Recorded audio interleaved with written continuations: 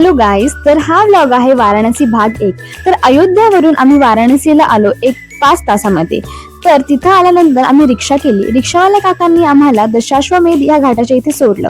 तिथे इतकी गर्दी होती कारण 7 वाजल्यापासून गंगा आरती स्टार्ट होणार होती आणि आमचा जो पहिला प्लॅन होता तो गंगा आरतीचाच होता। तर आम्हालाही गंगा आरतीला जायचं होतं, पण आम्ही पहिली रूम शोधली आणि लिटरली आम्हाला 1 तास रूम शोधण्यामध्ये गेला। पण तिथे जी काही रूम मिळाली आम्हाला ती खूप सुंदर रूम मिळाली। तर ती जी रूम होती तर ती दशाश्वमेध घाटाच्या इथून फक्त 900 मीटर दूर होती। आणि तुम्हाला माहितच असेल की वाराणसीमध्ये थंडाई ही फेमस आहे। तर तिथली जी बाबा थंडाई म्हणून जे फेमस होते तर त्यांनी आम्हाला ती रूम दिली होती आणि मग आम्ही ती रूम घेतली। तिथे फ्रेश वगैरे झालो पटकन आणि मग गंगा आरतीसाठी निघालो। सांगायची गोष्ट म्हणजे गंगा आरतीला जाण्यासाठी 4 वाजल्यापासून लाईन असते तिथे बसण्यासाठी घाटावर, कारण 7 वाजता गंगा आरती स्टार्ट होती आणि आम्हाला लिटरली 5-5:30 वाजले होते, त्यामुळे अजिबात जागा नव्हती कुठे। मेन म्हणजे तिथले बोट्सचे जे रेट होते ते खूप जास्त होते आणि ते पण फक्त गंगा आरती बघण्यासाठी। जे पुढच्या बोट्स होत्या त्यासाठी 400 पर पर्सन असे रेट्स होते आणि जे मागच्या बोट्स होत्या त्यासाठी 200 पर पर्सन असे रेट्स होते।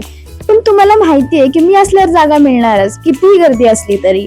आणि फायनली मी ती जागा शोधून काढली आणि आम्ही तिथे जाऊन बसलो। अगदी समोर आम्हाला गंगा आरती छान दिसत होती। मी हा जो काही जुगाड केला होता त्याच्यासाठी मला ते पैसे आत्ता तरी घालवायचे नव्हते आणि दुसऱ्या दिवशी तसंही आम्हाला बोटिंग करायची होती, म्हणून मी मस्तपैकी जागा शोधून काढली आणि छान पैकी अशी सुंदर गंगा आरती तिथे जाऊन बघितली। गंगा आरती बघून तुम्हाला तिथे परत परत येण्याची इच्छा होईलच, तशी माझीही झाली होती। पण फायनली गंगा आरती होऊन आम्ही डोक्यावर पाणी वगैरे घेऊन पुढे निघालो। गंगा मातेचं दर्शन घेतलं।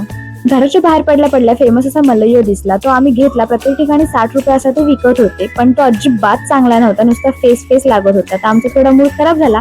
बट मेन म्हणजे आम्हाला काशी विश्वनाथ यांचं दर्शन घ्यायचं होतं आणि ते जे टेम्पल होतं ते 10 वाजेपर्यंत ओपन होतं। तर आम्ही 9 वाजता तिथे गेलो आणि लिटरली तिथं काहीच गर्दी नव्हती, ना लाईन होती, काही नव्हतं। आमचं इतकं सुंदर दर्शन झालं, एकदम 5 मिनिटं पण नाही लागले आम्हाला दर्शन करायला, एवढं सुंदर आमचं तिथे दर्शन झालं। दर्शन घेऊन बाहेर पडताच साईडलाच अन्नपूर्णे मातेचे मंदिर होतं, तिथेही दर्शन घेतलं आणि बाहेर पडलो। स्ट्रीट फिरलो, मग जाऊन काशी चाट भांडार हे फेमस चाट भांडार तिथे जाऊन चाट खाल्लं आणि त्याच्याच साईडला श्री श्याम भोग असं हे जे काही दुकान होतं तिथे मी इंस्टाला बघितलेलं ते दुकान होतं, तर त्याच्यामध्ये मलई छान मिळतो असं सांगितलं गेलं होतं। तर आम्ही तिथेही मलई घेतला, पण तिथलाही मलई अजिबात चांगला नव्हता। तर प्लीज असं इंस्टावर वगैरे कुठेही बघून विजिट करू नका।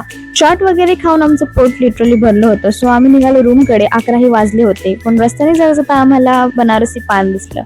तर वाराणसीमध्ये येऊन बनारसी पान न खाणं हे काही बरोबर नाही। सो आम्ही ते सुद्धा ट्राय केलं आणि मग रूमला पोहोचलो।